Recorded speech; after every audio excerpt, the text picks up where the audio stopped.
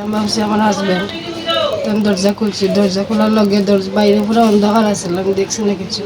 মাথার বাড়ি মারছে, তো একটু মাথার বাড়ি মারার পরে একটু চোখ অন্ধকার হয়েছে। এবার আইয়া আমার নাকে মুখে এমনি ধরিয়ে রাখছে, আমি কিছু শব্দ করতে পারলাম না।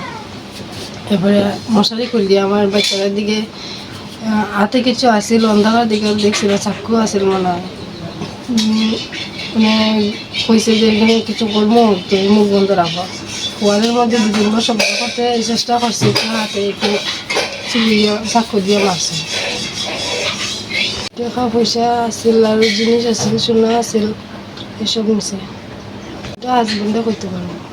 10 বছর আগে আমি আমার রুমে গেছি, মানে খাইয়া দরজা রান্নাঘরের দরজা যাইয়া আমি আমার রুমে গেছি।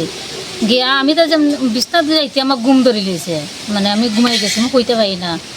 আর 12টা বাজে মানে 10-15 মিনিট আগে সুদ্দাইছুন, সুদ্দাইয়া মানে দেখুন বারে লাইট নাই, বারিন্দা লাইট নাই, সব লাইট খোলা। তো মানে সুদ্দায় পাইল হয়ে চিল্লাই রাই দরজা সব খোলা। তাই নিচে ফরাত উনলা দিয়া গলা বান্ধা, মুখ বান্ধা, সুদ্ধা ইয়া গলা উনলা খুলছুন আর চিকুর মারছুন। শুন দেখ মা দেখ, আমারও ডাকছুন দরজা দেখ, পাইলে কি দিয়েছে পাইলে না। আমরা এদিকে তাই সেট নাই, মানে অজ্ঞান।